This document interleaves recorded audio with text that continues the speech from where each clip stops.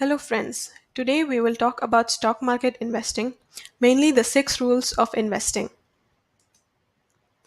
First, let's see what kind of questions we usually have when it comes to stock market investment. What does it take to manage money? How do you know which assets to buy and sell? How do you know which stocks to buy and sell? What should you do in a market correction? When you should adjust your portfolio? How you can avoid costly mistakes? And should you pay someone to manage your money for you? Now, the answer to all these questions are condensed in the 6 investment rules that we found in this book, Intelligent Investing in Irrational Markets by Mr. Panos. You can buy this book through Amazon if you're interested, but we have condensed these 6 points so that you can see it through this video. Rule number 1: don't pay others to lose your money. Hiring someone to lose your money isn't a very smart thing to do, but it can happen. If you end up hiring the wrong financial advisor, a person who fails to explain the risks, rewards, and the fees associated with different types of investments.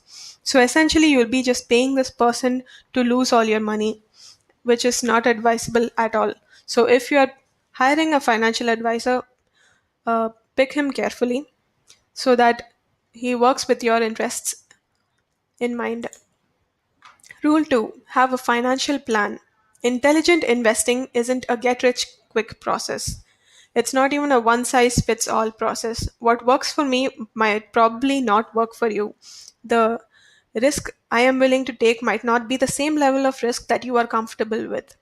So it like a financial plan basically is a process that allows investors to reach certain financial goals through a carefully crafted plan, which includes financial constraints and a strategy that targets financial products that are mainly suited to help you reach your goals.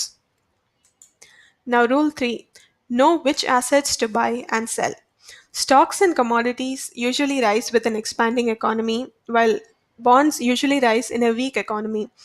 Though the performance of each asset category varies from one business cycle to another, depending on the demand and supply factors that drive each cycle and on historical valuations at the time that the investment is made.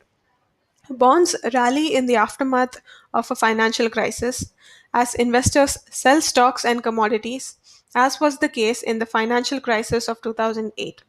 This means that investors must diversify their investments not just across stocks but also across asset categories, adjusting their asset allocation according to the direction of the economy.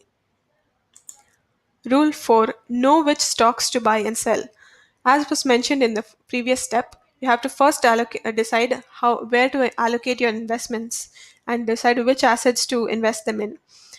Then you must proceed to the second step, that is, you have to decide which stocks to buy and sell. Now, there are 3 schools of thought in this area: the technical school, which uses trading charts to determine the trend of different stocks, the fundamental school, which uses economic theories and financial ratios to determine which stocks to buy and sell, and the efficiency hypothesis school, which argues that investors should purchase mutual funds or ETFs that trace market indexes rather than buying individual stocks. Rule 5: stay focused. Now, this is one of the main rules of investing because staying focused involves 3 things. First, sticking with goals and priorities as specified in your financial plan. Second, sticking with the asset allocation that serves these goals and priorities. Third, sticking with the portfolio selection that also serves your goals and priorities. This is what we mean by staying focused. You stay focused that you invest in the things that align with your goals, and if you deviate, this might not work out very well with your plan, and it might just end up tearing your entire financial plan apart because you were swayed by some emotion or somebody said something. So, this is one of the main rules. Stay focused. If there's one thing you should pick up from this video at all, please just take this one rule. Rule 6: maintaining an intelligent state of mind, which is also a second more important rule to be kept in mind, is to stay calm. You have to have a good reason for investing in a stock. It should be a detailed computation, and you should these goes together. You should have a good enough reason and a proper, how do we say it, like reason to back it up, like proper facts that support your decision making.